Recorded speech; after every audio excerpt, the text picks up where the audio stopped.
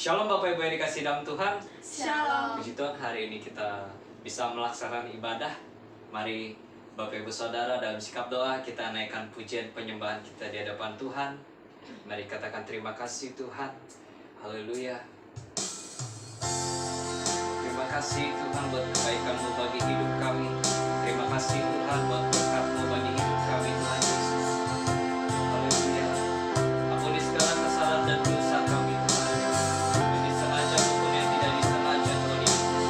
Kami berdamai dengan Engkau Tuhan. Sucikan kuduskan kami. Layakkan kami di hadapan-Mu, layakkan kami di hadirat-Mu.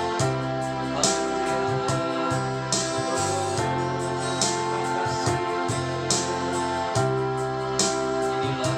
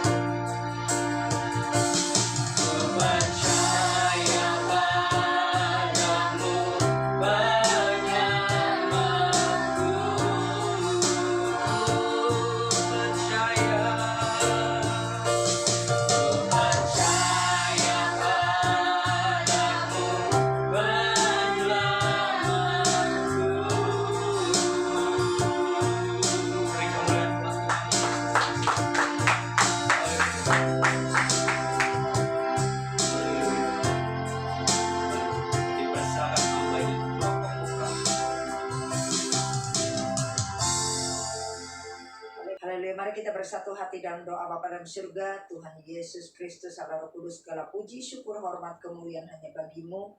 Kami mengucap syukur kembali kami boleh beribadah kepada Engkau Bapa, menyucikan, menguduskan setiap kami, tahirkan kami dengan kuasa dari Yesus, mengurapi setiap kami yang melayani Engkau Tuhan. Setiap kami yang terlibat dan pelayanan pada saat ini Tuhan Bapa, Engkau mengurapi, terlebih hamba-Mu yang menyampaikan isi hati-Mu, berfirman lewat hamba-Mu apa yang menjadi isi hati-Mu untuk disampaikan kepada jemaat-Mu Tuhan. Terima kasih Tuhan. Sucikan, kuduskan tempat ini, tahirkan kuasa dari Yesus. Kami menyerahkan ibadah saat ini ke dalam tangan Tuhan, dan kami takbiskan ibadah saat ini dalam nama Bapa, Putra, dan Roh Kudus, dalam nama Tuhan Yesus Kristus. Haleluya. Amin. Haleluya. Dan sukacita, amin. Amin. Amin. Mari kita naikkan satu pujian. Kita memuji-muji namanya.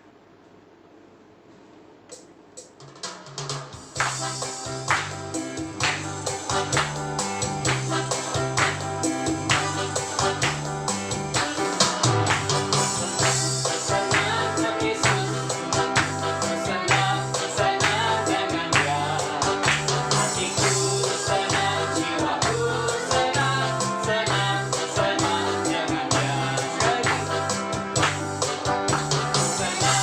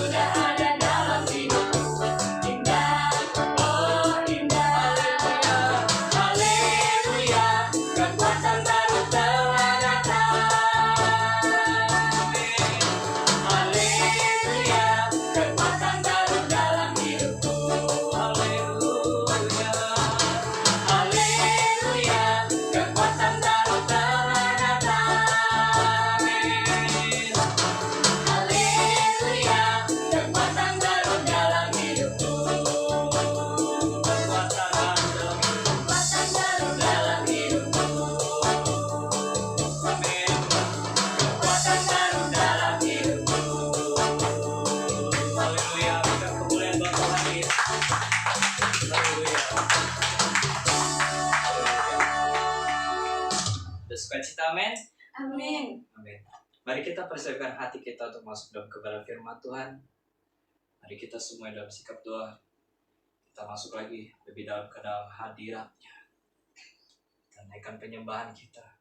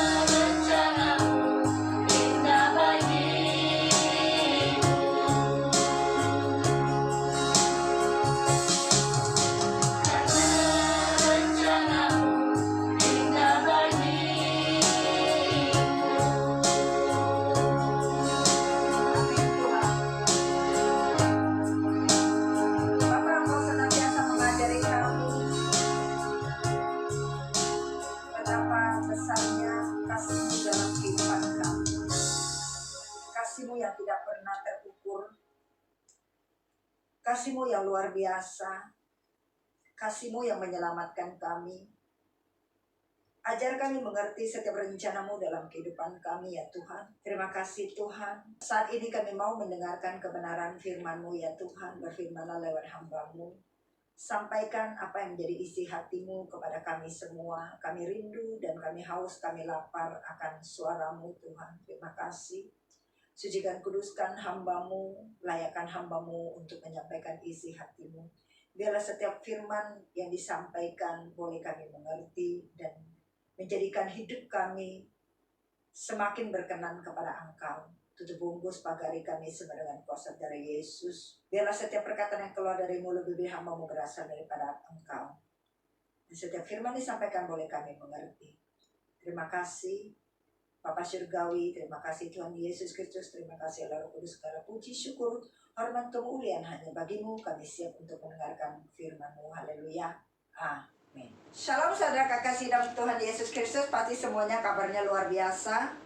Karena Allah kita yang luar biasa. Kita adalah orang-orang yang lebih daripada pemenang. Kita adalah orang-orang pilihan Tuhan, yang Tuhan menyediakan berkat buat saya dan saudara. Tapi kadang kita sendiri yang menghambat berkat Tuhan dalam kehidupan saya dan saudara. Kita kadang yang sendiri yang membuat tujuan atau rencana Allah dan kehidupan saya dan saudara menjadi gagal. Kadang kita mungkin bertanya kepada Tuhan atau menyalahkan Tuhan. Padahal kadang kesalahan itu adalah dari diri kita sendirilah yang menjadi penghalang rencana Tuhan dalam kehidupan saya dan saudara.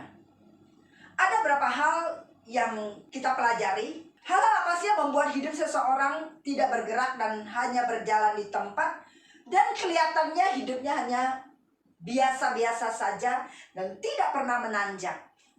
Bahkan mungkin bisa semakin terpuruk keadaannya. Kenapa bisa demikian?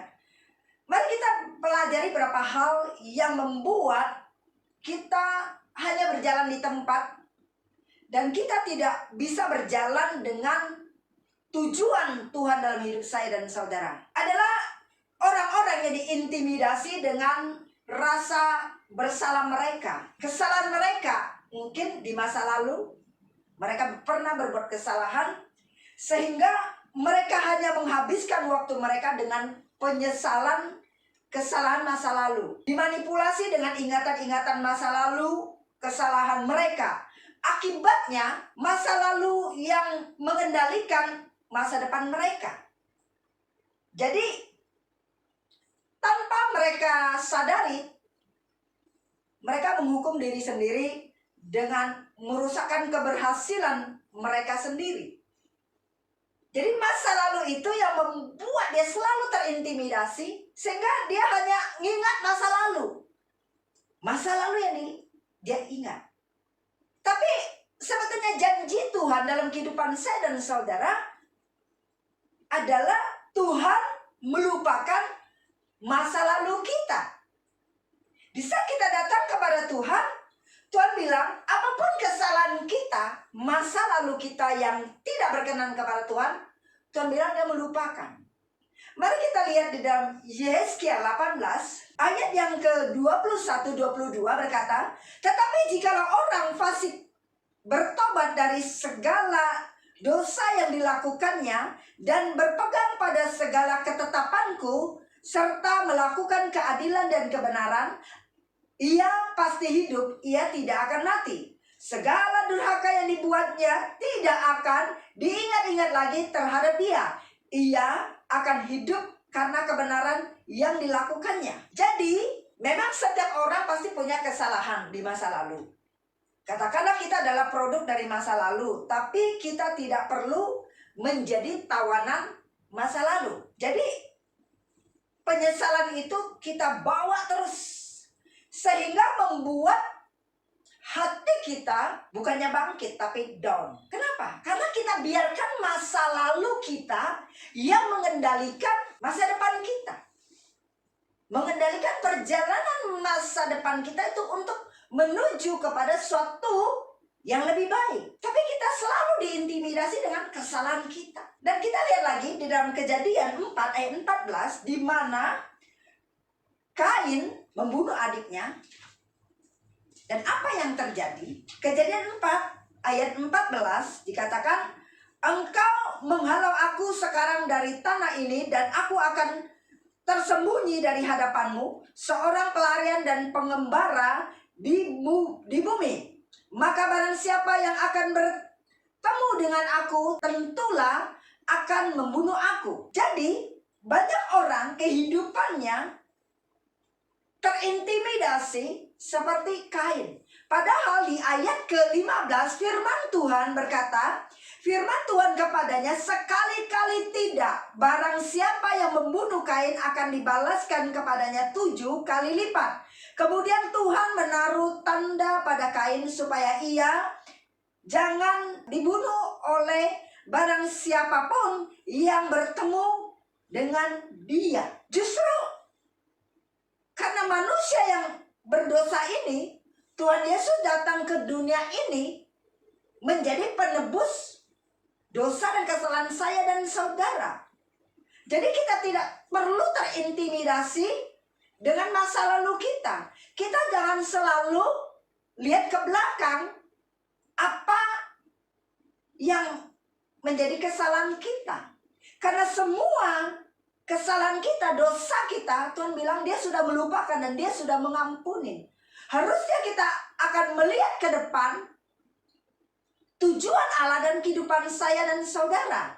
Apa yang menjadi rencana Allah dan kehidupan saya dan saudara? Pada Allah menyiapkan berkat yang luar biasa buat saya dan saudara. Tapi karena kita, jadi masa lalu kita yang mengendalikan masa depan kita.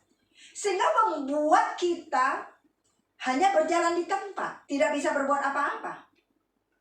Karena itu merasa bersalah, menyesal, dan itu yang mengintimidasi dalam hidup saya dan saudara. Tujuan Allah dalam hidup kita tidak dibatasi oleh masa lalu kita. Tujuan Allah dalam hidup kita tidak dibatasi oleh masa lalu kita. Justru Tuhan Yesus datang ke dunia ini untuk memberikan kita hidup yang baru.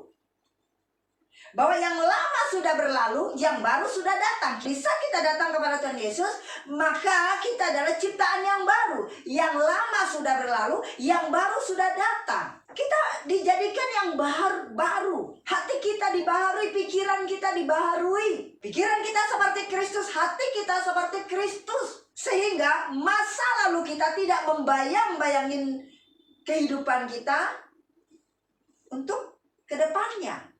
Jangan biarkan, jangan izinkan masa lalu kita atau penyesalan kita, rasa bersalah kita selalu mengintil dalam kehidupan kita. Selalu dia memboncengin kehidupan kita. Jangan kita izinkan itu terjadi. Ayo kita bangkit. Bahwa kita harus tahu bahwa Allah mengubah seorang pembunuh yang bernama Musa menjadi seorang pemimpin. Amin. Tuhan melihat hati seorang pembunuh, tapi Tuhan sanggup mengubahkan dia menjadi seorang pemimpin. Apa yang Tuhan mau ubahkan dalam hidup saya dan saudara? Amin. Terus Gideon adalah seorang yang pengecut, diubahkan Tuhan menjadi seorang pahlawan yang gagah perkasa, yang gagah berani. Apakah Tuhan tidak sanggup mengubahkan kehidupan saya dan saudara? Dari yang kita biasa-biasa, Tuhan sanggup mengubahkan menjadi luar biasa. Makanya jangan mengizinkan masa lalu kita, kesalahan kita, rasa bersalah kita memboncengin kehidupan kita. Yang kita lihat adalah pandanglah Allah, bahwa Tuhan juga bisa melakukan dalam hidup kita. Kenapa? Karena Allah kita adalah Allah yang ahli memberikan orang-orang suatu awal yang baru. Amin. Tuhan sanggup memberikan kepada kita suatu awal yang baru, yang tidak pernah kita pikirkan, yang tidak pernah timbul hati, bahkan yang tidak pernah kita lihat. Allah merancangkan semuanya buat kita, sehingga kita menjadi orang-orang yang luar biasa. Kuncinya adalah berjalan bersama Tuhan, memberikan hati kita kepada Tuhan. tidak melihat masa lalu kita, rasa bersalah kita. Tapi yang kita lihat adalah Tuhan yang berkarya dalam hidup kita. Izinkan hatimu diserahkan kepada Tuhan. Biar Tuhan yang berkarya. Percaya sepenuhnya kepada Dia. Maka kita baru akan melihat janji-janji Tuhan dalam kehidupan saya dan saudara. Amin. Selanjutnya, hal yang selanjutnya, yang kedua adalah orang-orang apa yang menjadi penghalang berkat dalam kehidupan kita. Selanjutnya adalah orang-orang yang tidak melepaskan pengampunan. Yaitu orang-orang yang menyimpan kebencian dan sakit hati atau kepahitan. Tanpa kita menyadari, justru itu yang sering terjadi dalam kehidupan kita. Kita bilang kita sudah mengampuni. Ternyata kenyataan dalam kehidupan kita, hati kita, tidak sepenuhnya kita mengampuni. Kita boleh bilang saya mengampuni, tapi begitu ketemu orang itu, panasnya langsung meledak-meledak. Jangankan ketemu orangnya, sebut namanya saja sudah meledak. Sudah intonasi bicaranya sudah tinggi. Dalam hati, mulut bilang iya saya mengampuni, kok saya sudah mengampuni. Berarti dia belum mengampuni. Karena di saat membicarakan namanya, dia langsung intonasi bicaranya tinggi dan dia langsung perkataannya nggak bagus. Jangan-jangan orang ini menyimpan sakit hati. Berarti orang-orang itu masih ada akar kepahitan. Berarti dia masih menyimpan sakit hati. Orang-orang yang demikian kadang mempunyai sikap yang dia hanya diam. Suka mungkin menyendiri. Dia lebih baik diam, nggak mau banyak ngomong, bungkam. Atau sebaliknya, amat marah. Sehingga amarahnya itu tinggi dan melampiaskan kemana-mana. Nah, hati-hati, jangan-jangan sakit hati. Ya kan? Nah, orang-orang demikian berarti jangan-jangan dia punya akar kepahitan. Dia menyimpan sakit hati sehingga dia tidak bisa mengendalikan dirinya. Gampang untuk emosi. Gampang dia marah. Dan marah kadang kepada orang yang gak bersalah pun jadi sasaran. Semua kena sasaran. Seperti itu. Nah, jadi perlu didoakan orang-orang seperti itu. Amin. Jadi kita lihat. Jadi justru itu kalau kita tidak mengampuni, maka Bapa di surga juga tidak akan mengampuni kita. Nah, kalau Bapa di surga tidak mengampuni kita, bagaimana doa kita dijawab oleh Tuhan? Bagaimana rencana Tuhan bila terjadi dalam kehidupan saya dan saudara, sedangkan kita masih mempunyai satu penghalang yang menghalangin perjumpaan kita dengan Tuhan. Ada tirai. Ada satu tirai menghalangi kita untuk bertemu dengan Tuhan. Tapi sebetulnya tirai itu sudah terbelah. Amin. Nah, kita sendiri yang menciptakan tirai itu. Sehingga mengakibatkan kita tidak bisa bertemu dengan Tuhan. Artinya kita sendiri yang menjadi penghalang berkat Tuhan dalam kehidupan saya dan saudara. Karena di saat kita tidak mengampuni, maka Bapa di surga juga tidak mengampuni. Berarti kita tetap orang yang berdosa. Kalau kita orang yang berdosa, bagaimana kita ketemu Tuhan? Karena Allah kita adalah Allah yang kudus. Maka kita harus kudus. Harus benar hati kita. Amin. Selanjutnya poin yang ketiga adalah orang-orang yang hidup di dalam ketakutan.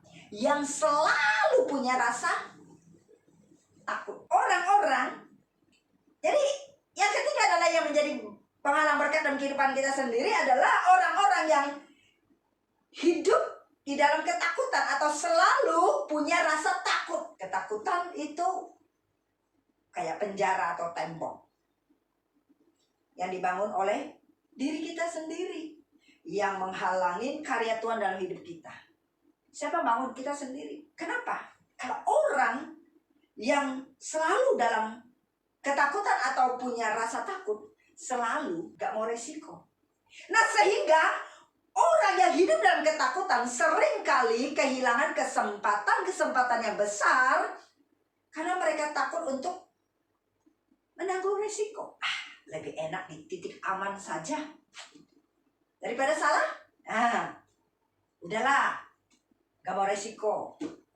Nah, sehingga itulah yang membuat orang itu hanya berjalan di tempat. Seperti bangsa Israel.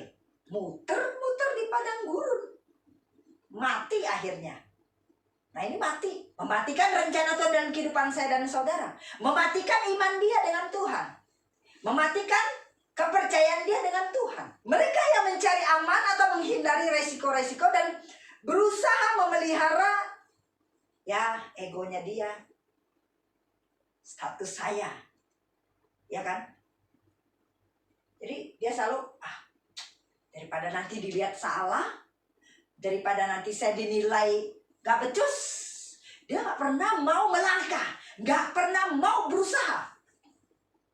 Karena gengsinya itu, status guanya atau egonya dia merasa aman dan merasa dia bagus, gak ada yang kejelekan dalam dirinya, ya udah dia gak mau pusing, gak mau ngambil resiko. Jadi rasa takut itu harus dilawan karena Tuhan tidak pernah memberikan kita ketakutan. 2 Timotius 1 ayat 7 berkata, sebab Allah memberikan kepada kita bukan roh ketakutan, melainkan roh yang membangkitkan kekuatan, kasih, dan ketertiban.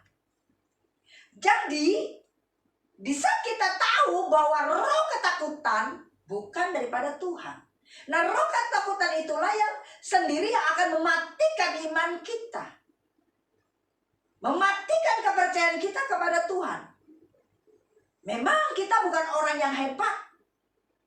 Kita bukan orang yang pintar, benar. Tapi justru Tuhan memanggil kita untuk menjadikan kita yang biasa-biasa menjadi luar biasa. Kalau kita mengerti akan firman Tuhan, Tuhan tidak memberikan kita roh ketakutan. Tuhan memberikan kita roh yang membangkitkan kekuatan. Ya Bapak, iman kita, kepercayaan kita, dan kasih dan ketertiban. Jadi, rasa takut kita harus dilawan dengan iman dan kasih.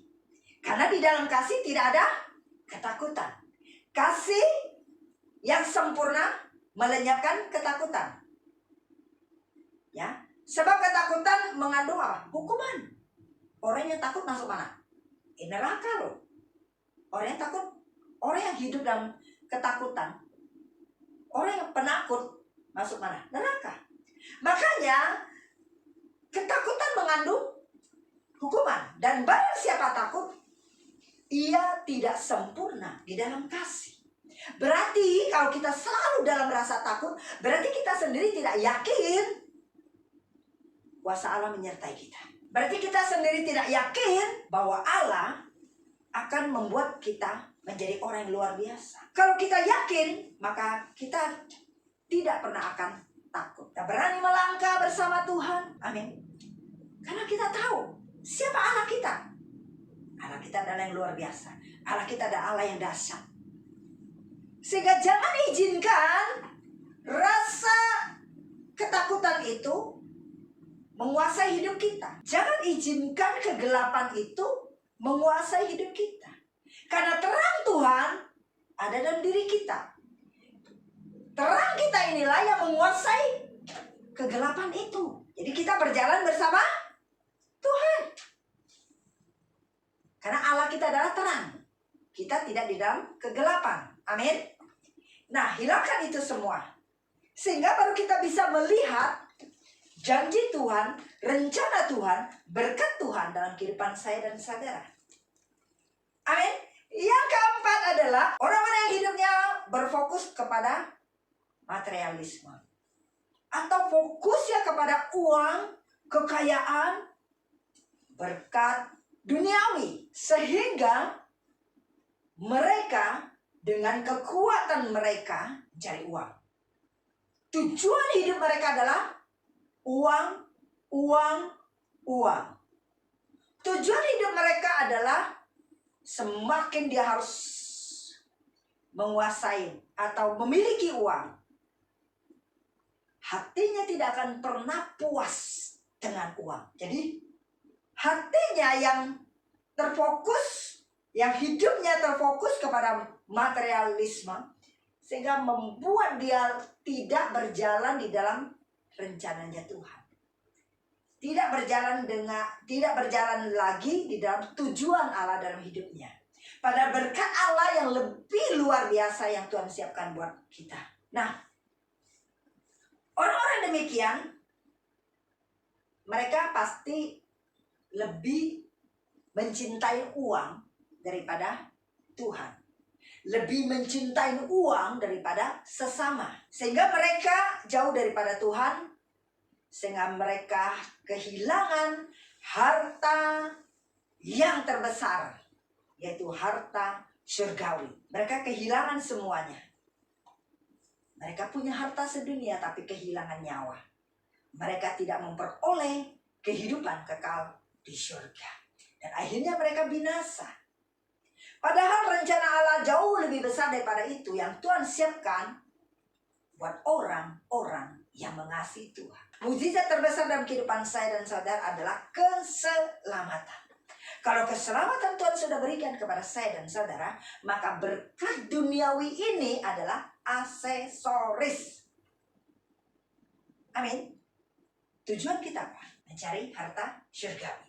Mencari perkara atas. Karena orang punya satu pandangan, orang-orang demikian punya pandangan,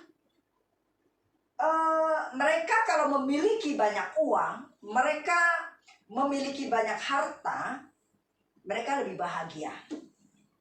Mereka itu lebih penting, lebih dihormati, atau lebih aman. Mungkin di dalam jabatan dia, dalam usaha dia. Tapi kenyataannya semua itu salah. Karena bersifat sementara. Nggak ada yang bisa kita bawa. Hanya sementara. Jabatan bisa hilang, harta bisa hilang dalam sekejap. Contoh, baru-baru ini kan ada seseorang yang kayanya luar biasa. Dia punya jam tangan selalu dipamer, sampai jam tangan dipakai sebegini banyak kiri kanan. Wah, katanya ber-MM. Terus beli mobil yang MM-an dan sebagainya. Dia sampai bilang, dia sombong katanya. Nah, dia banyak sedekah-sedekah. Sampai dia bilang, Tuhan aja bingung untuk memiskinkan dia. Bayangkan sombongnya orang itu.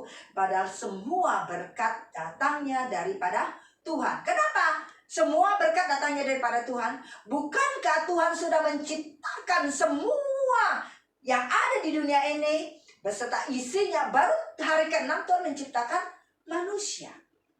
Berarti semua berkat itu datangnya daripada Tuhan. Dan Tuhan sudah menyiapkan buat kita, umat ciptaannya. Nah, sampai orang itu bilang Tuhan bingung bagaimana memiskinkan dia. Sombong kan? Tapi gak usah waktu lama, 1 hari aja Tuhan miskinkan dia. Dan akhirnya dipenjara, benar ya? Nah, itu dia, manusia jangan sombong. Kalau kita disombong, Tuhan menjatuhkan kita. Di saat kita merendahkan diri di hadapan Tuhan, maka Tuhan yang meninggikan kita. Tapi di saat kita sombong, Tuhan menjatuhkan kita. Dia punya harta yang triliunan mungkin, wow, berapa keturunan gak habis dimakan, ya kan? Tapi dia juga bingung. Tuhan bingung mau memiskinkan dia. Tuhan bilang, kamu itu debu tanah. Saat ini juga saya miskinkan kamu. Dalam hitungan detik Tuhan miskinkan. Bukan hanya miskinkan, harta semua disita, masuk penjara lah ya. Makanya akuilah dia dalam segala lakumu, maka dia akan meluruskan jalanmu. Jangan bersandar kepada pengertianmu, tapi bersandarlah kepada pengertian Tuhan di Amsal. Benar? Semua itu datangnya daripada Tuhan. Apapun yang kita miliki.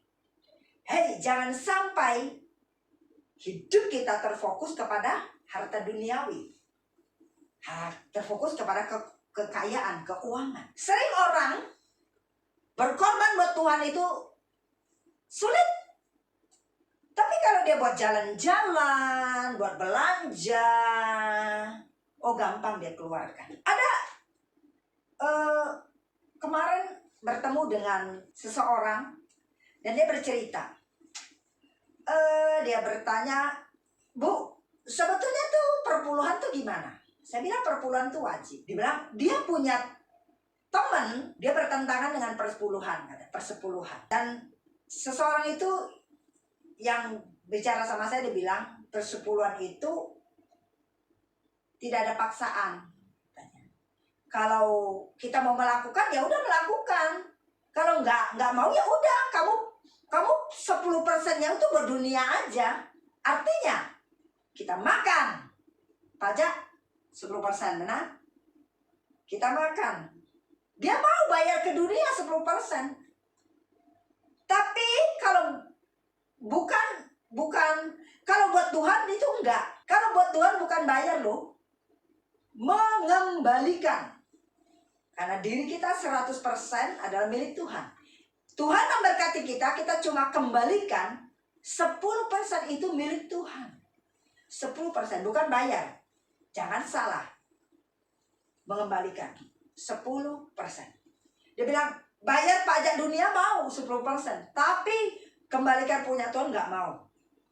Sehingga lihat orang-orang yang tidak melakukan persepuluhan berarti dia adalah seorang pencuri. Maka belalang pelahap akan datang dalam kehidupannya. Entah banyak musibah lah, sakit penyakit lah, usaha kurang lancar lah, ada aja masalah. Kelihatan penghasilan uangnya banyak, tapi seperti pundi yang bolong. Banyak hasil yang didapat, tapi uangnya tiba-tiba bersayap terbang. Amsal, coba lihat. Amsal 23 ayat 4 dan 5. Jangan bersusah payah untuk menjadi kaya, tinggalkan niatmu ini. Kalau engkau mengamat-ngamatinya, lenyaplah ia. Karena tiba-tiba ia bersayap, lalu terbang ke angkasa seperti Raja Wali. Uang bisa terbang. Ada orang mungkin dia berpikir saya nyimpan. Buat pekerjaan Tuhan pelit. Buat jalan bisa. Persembahan mungkin dia pilih angka yang terkecil. Tapi kalau buat jajan, buat jalan-jalan, makan yang enak-enak. Tuhan kasih aja nggak makan. Nggak bisa telan aja udah nggak bisa makan. Orang-orang demikian adalah orang yang tidak bersyukur. Tidak tahu bersyukur Tuhan memberkati dalam hidupnya. Jangankan persembahan, persepuluhan aja nggak dikembalikan kepada milik Tuhan. Kalau kita tidak mengembalikan milik persepuluhan adalah kita pencuri, kata Tuhan. Pencuri masuk mana? Masuk neraka. Banyak orang yang bilang, oh ya persepuluhan nggak perlu. Siapa bilang? Siapa yang mengurangi firman? Siapa menambahkan firman? Oh ada akibatnya. Tidak ada satupun yang boleh hilang daripada firman ini. Karena perjanjian baru adalah pengenapan daripada perjanjian lama. Lihat. Banyak orang nggak bayar persepuluhan. Ada aja masalah. Yaitu uangnya bisa tiba-tiba bersayap terbang. Ke dokter lah sakit. Atau kerugian lah. Atau selalu ada musibah lah. Adalah yang gak berjalan dengan lancar dan sebagainya. Engkau mendapatkan banyak. Tapi membawa pulang dengan hasil yang sedikit. Udah bekerja setengah mati, siang malam. Berjuang, ya kan? Forsel tenaga, tapi hasilnya kok biasa-biasa saja. Ingat, berkat Tuhanlah yang menjadikan kamu kaya, susah payah tidak menambahinya. Makanya jangan terfokus kepada mamon, terfokus kepada uang. Jadi kita merasa, wah saya kalau dengan uang banyak saya bebas untuk menikmati, ada rasa aman. Padahal lihat, banyak orang kaya, orang yang sukses, mati bunuh diri kok. Berarti ketahuan mereka tidak ada damai sejahtera. Tidak ada keamanan dalam diri mereka. Kalau uang itu yang menjamin hidup mereka, masa depan mereka, uang bukan nggak penting, uang sangat penting. Tapi bukan sepenuhnya kita terfokus kepada uang. Sehingga kita melupakan Tuhan. Jadi rasa aman yang sejati adalah, atau sesungguhnya adalah, hanya bisa kita dapatkan melalui hubungan kita dengan Tuhan. Itu adalah kebahagiaan yang tidak pernah akan bisa diambil dari kita. Di saat kita mempunyai hubungan yang baik dengan Tuhan, maka kita akan memiliki kedamaian, bahkan berkat Tuhan dicurahkan buat saya dan saudara. Kita akan merasa kita tenang, aman, dan kita senantiasa ada sukacita, dan kita boleh menikmati berkat Tuhan yang ada. Kalau kita punya harta yang banyak, yang berlimpah, kalau tidak ada Tuhan dalam hidup kita, kita tidak akan menikmati. Mungkin kita memiliki, tapi kita mungkin tidak ada kesejahteraan, tidak ada kedamaian, sehingga membuat kita pun tidak bisa menikmati. Firman Tuhan berkata, kerajaan Allah bukan berbicara makan minum, tapi damai sejahtera, sukacita. Kalau ada kedamaian dalam diri kita, ada sukacita, berarti kita ada kebahagiaan, ada rasa aman, ada rasa tenang. Sehingga membuat berkat Tuhan tercurah kepada kita. Amin. Yang kelima adalah orang-orang yang selalu menginginkan pengakuan dari orang lain. Jadi dia melakukan segala sesuatu tergantung orang, pendapat orang, maunya orang. Jadi hidupnya dia membiarkan orang lain yang mengendalikan hidupnya. Sehingga dia menjadikan dirinya ada orang-orang pecundang, ya kan? Jadi hidupnya menurut penilaian orang. Kalau orang bilang baik, ya udah baik dia lakukan. Kalau orang bilang enggak, jangan, ya udah dia nggak lakukan. Orang-orang yang demikian jangan harap dia akan sukses dalam hidupnya. Orang-orang yang demikian jangan harap dia berhasil dalam hidupnya. Karena dia tidak pernah mau melangkah dengan apa yang Tuhan sudah taruhkan di hati dia. Dia selalu ingin menyenangkan semua orang. Ya, jadi dia orang demikian adalah maunya menurut orang. Orang-orang yang demikian otomatis akan menuju ke kegagalan dalam hidupnya. Kenapa? Karena hidup kita dikendalikan oleh pendapat orang. Kalau orang itu iri hati sama kita, kalau orang itu tidak senang dengan kita, maka dia akan perkatakan yang tidak baik untuk kita. Ya.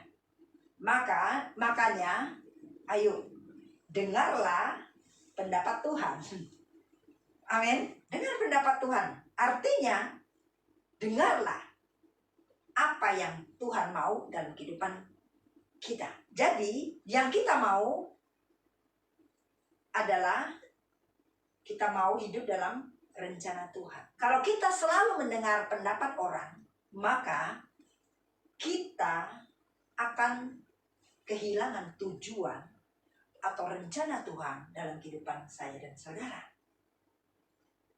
Karena yang kita dengarkan adalah pendapat manusia, bukan pendapatnya Tuhan atau rencananya Tuhan. Walaupun ya ada kekuatan lain yang bisa menggerakkan kehidupan kita. Tetapi kalau kita tetap ada kekuatan lain yang bisa menggerakkan kita, tapi kalau kita tetap tidak mau melakukan, atau kalau potensi ada kekuatan lain yang bisa menggerakkan kehidupan kita. Tapi kalau potensi yang ada dalam diri kita tidak pergunakan, maka semua itu akan membawa kita kepada jalan buntu. Sehingga di saat potensi yang ada dalam diri kita tidak kita gunakan, ya, kita selalu mendengar pendapat orang lain, maka ada rasa atau satu tekanan dalam diri kita, rasa tertekan yang seharusnya tidak perlu kita alami. Tapi karena kita mendengar pendapat orang tidak sesuai dengan pendapat kita, maka kita mempunyai perasaan yang tertekan, sehingga membuat hidup kita down. Bisa-bisa tidak semangat. Bisa-bisa kita malas melakukan apapun. Bisa-bisa kita menjadi orang yang terbelakang kalau kita selalu bertindak dalam setiap tindakan kita mendengar pendapat orang. Kan saya katakan tidak semua orang punya hati yang baik dalam diri kita. Hanya Tuhanlah yang baik dalam diri kita. Ada orang yang kelihatan dia support kita semangat, tapi di belakang dia tusuk kita, dia sikut kita, dia menjatuhkan kita, dia menjelekkan kita. Banyak seperti itu. Orang melihat keberhasilan kita, dia iri hati, sehingga dia tusuk-tusuk kita. Kalau kita selama hidup kita mendapat pendapat orang lain, maka potensi yang ada dalam diri kita tidak pernah akan berjalan. Dan kita akan selalu mengalami rasa yang tertekan. Seharusnya itu tidak perlu. Tapi karena kita ingin menyenangkan orang, kita ingin mendengarkan pendapat orang lain, supaya kita diakui, dan pasti akan membuat kehidupan kita yang tidak memuaskan. Amin. Jadi yang kita mau adalah kita mau berjalan bersama Tuhan. Amin. Bisa kita berjalan dengan Tuhan, maka Tuhan memberikan kekuatan atau perubahan dalam hidup kita. Amin. Bisa kita berjalan dengan pendapat Tuhan, maka kesuksesan, kecemerlangan dalam hidup kita pasti terjamin oleh perkataan Tuhan, oleh pendapat Tuhan. Karena pendapat Tuhan, perkataan Tuhan tidak pernah salah dalam kehidupan saya dan saudara. Amin. Tuhan Yesus memberkati. Mari kita tundukkan kepala, kita masuk dalam penyembahan. Terima kasih Bapa Surgawi, terima kasih Tuhan Yesus Kristus, terima kasih Allah Roh Kudus, segala puji, syukur, hormat, kemuliaan hanya bagi-Mu. Terima kasih untuk kebenaran firman-Mu yang boleh membukakan mata rohani kami, membukakan pikiran kami, agar kami orang-orang yang menerima setiap janji Tuhan atau berkat Tuhan dalam kehidupan kami. Terpujilah nama-Mu Tuhan sekarang sampai selama-lamanya, dalam nama Tuhan Yesus Kristus. Haleluya, amin. Haleluya. Terima kasih. Terima kasih.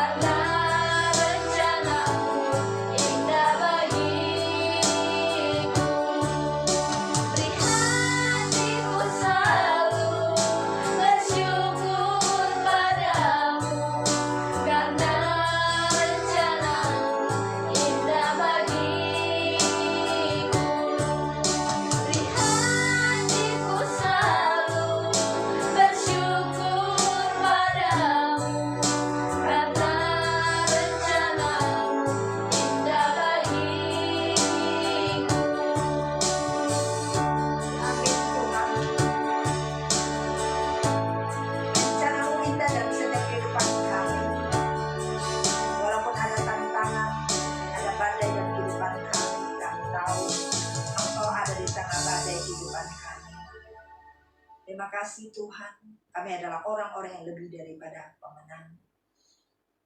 Terima kasih Tuhan, kami mengucap syukur dan terima kasih untuk firman-Mu Tuhan. Terpujilah nama-Mu Tuhan sekarang sampai selama-lamanya. Terima kasih berkat-Mu yang melimpah dalam kehidupan kami. Terima kasih Tuhan untuk firman-Mu Tuhan.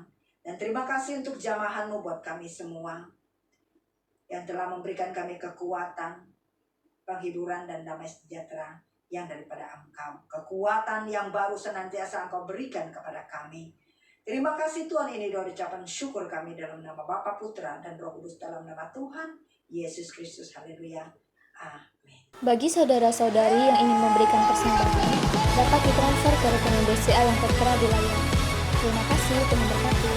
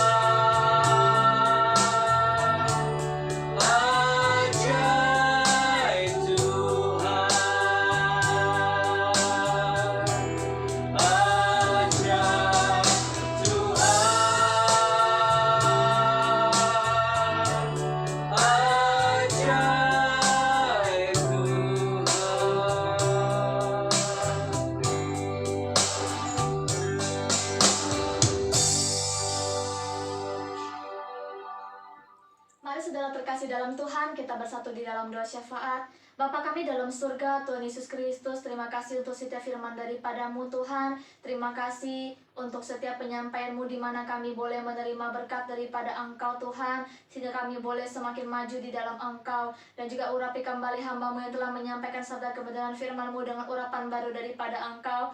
Hikmat marifat semakin Engkau tambahkan kepada beliau. Apa yang menjadi kerinduan hati-Mu untuk disampaikan kepada kami, boleh lebih lagi Engkau sampaikan melalui hamba-Mu untuk disampaikan kepada kami semua. Kedua tangan kami juga mau terangkat kami mau berdoa untuk Ibu Gembala sidang kami, yaitu Ibu Feni Febrinta ya Tuhan. Kami percaya kekuatan yang baru senantiasa Engkau berikan kepada hamba-Mu, dimanapun hamba-Mu melayani Engkau turut campur tangan tutup bungkus dengan kuasa darah-Mu. Berkat dari barat, utara, timur, selatan Engkau kirimkan menyertai di sepanjang pelayanannya, dimanapun hamba-Mu melayani Engkau turut campur tangan, nama-Mu boleh semakin dipermuliakan lewat dari setiap pelayanannya ya Tuhan. Dan juga untuk hamba-Mu yang telah melayani Engkau, baik song leader, singer, maupun pemain musik dan yang terlibat dalam pelayanan sekecil apapun, urapi kami semua kembali dengan urapan baru daripada Engkau. Ikat kami dengan satu kesatuan hati di dalam Engkau. Setiap jemaat yang telah mengikuti ibadah online pada hari ini juga semakin Engkau mengurapi setiap daripada kami, untuk kami boleh dengar akan firman-Mu, sehingga dalam setiap kehidupan kami boleh menciptakan buah yang menjadi kemuliaan bagi nama-Mu. Dan juga hidup kami boleh senantiasa dipenuhi dengan berkat daripada Engkau Tuhan. Dan juga untuk bangsa kami Indonesia, Engkau yang memberkati bangsa kami. Penuaian jiwa besar-besaran boleh terjadi lebih lagi atas Indonesia. Berikan Indonesia roh sukacita, roh damai sejahtera, shalom atas Indonesia. Indonesia boleh mengalami pemulihan di dalam berbagai bidang ya Tuhan. Dan juga untuk tangan yang telah memberkati di dalam persembahan, Engkau yang memberkati usaha pekerjaan, apapun yang kami kerjakan boleh berhasil dan beruntung. Dan juga setiap tangan yang belum sempat memberkati, Engkau juga memberkati setiap usaha dan pekerjaannya ya Tuhan. Dan ajarkan kami lebih lagi menabur untuk kemuliaan nama-Mu, sebab kami tahu setiap berkat adalah berasal daripada-Mu Tuhan. Sebab Engkau berkata, berilah maka Engkau akan diberi. Tuhan, kami percaya setiap firman-Mu iya dan amin. Terima kasih Tuhan Yesus, Engkau yang sempurnakan setiap doa kami. Dan setiap doa kami serahkan ke dalam tangan-Mu sebelum kami menutup ibadah raya pada hari ini. ini. Kami rindu untuk menerima berkat daripada Engkau. Mari kekasih-kekasih dalam nama Tuhan Yesus Kristus, angkatlah kedua tanganmu. Tuhan memberkati engkau dan melindungi engkau. Tuhan menyinari engkau dengan wajahnya dan memberi engkau kasih karunia. Tuhan menghadapkan wajahnya kepadamu dan memberi engkau damai sejahtera. Oleh karena itu, pulanglah, bawalah berkat dari Bapa dan Anak dan Roh Kudus. Berkat kasih karunia, berkat damai sejahtera, sukacita yang berlimpah-limpah, penyertaan Roh Kudus, sekarang sampai selama-lamanya, sampai Tuhan membawa kita pulang ke rumah Bapa di surga, untuk hidup kekal sampai selama-lamanya. Setiap kita yang sudah menerima berkat Tuhan katakan, Amin.